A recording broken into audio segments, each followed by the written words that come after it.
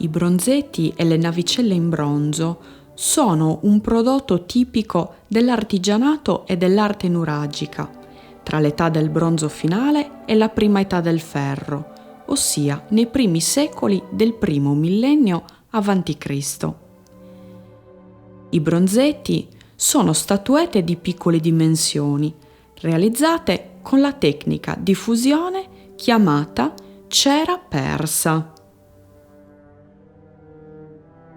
Per la loro realizzazione veniva creato un modello in cera che veniva ricoperto con argilla sulla quale venivano praticati dei fori e poi messo in forno.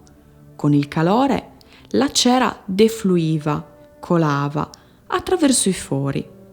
La matrice di terracotta diventava lo stampo o formina in cui veniva fatto colare il bronzo fuso, che una volta raffreddato era liberato dall'involucro di argilla.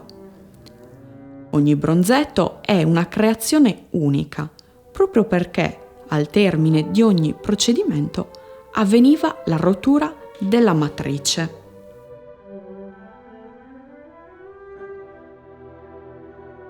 La maggior parte dei bronzetti proviene da luoghi di culto legati al culto delle acque estremamente diffusi in periodo nuragico. Tra le strutture più diffuse troviamo sia i templi a pozzo, costituiti da un pozzo coperto a cui si accede attraverso una scala. Gli esemplari più conosciuti sono quelli di Santa Cristina di Paulilatino, Santa Anastasia di Sardara, Santa Vittoria di Serri, sia i templi a Megaron, caratterizzati da una pianta rettangolare o circolare, un ingresso ed un atrio, circondati all'esterno da un recinto curvilineo.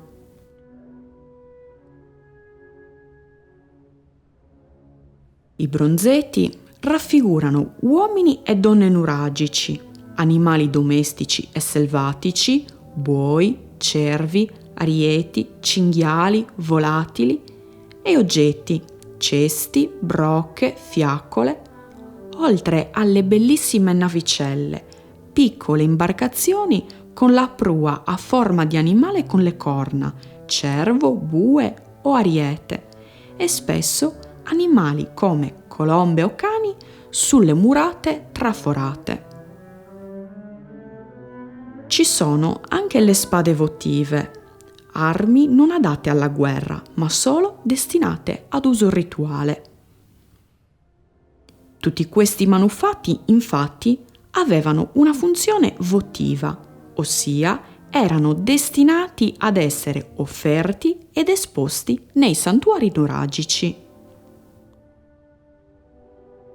Tra i personaggi della comunità nuragica riprodotti in bronzo ci sono i capotribù con bastone nodoso, mantello e mano destra sollevata, gli offerenti, gli arcieri e i soldati, i demoni eroi con 4 occhi e 4 braccia o con fattezze bestiali. Ci sono poi le donne, raffigurate con cappello a punta e mantello o con bambini tra le braccia.